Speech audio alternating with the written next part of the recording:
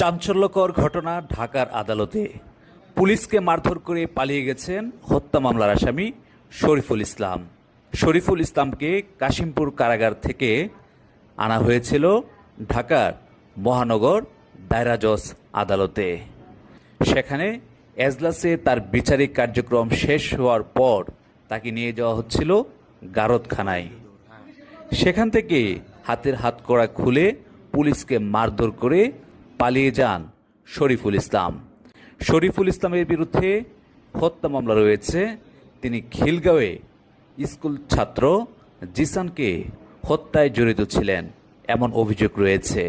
শরীফুল ইসলামের বাড়ি দিনাজপুরে। পুলিশ বলছে পালিয়ে গেলেও শরীফুল ইসলামকে আবার ধরে কারাগারে নেওয়ার জন্য সব ধরনের চেষ্টা চালানো হচ্ছে। ঢাকা মহানগর দায়রা জজ আদালতে সিসি ক্যামেরায় ধরা পড়েছে শরীফুল ইসলামের পালিয়ে যাওয়ার সেই দৃশ্য।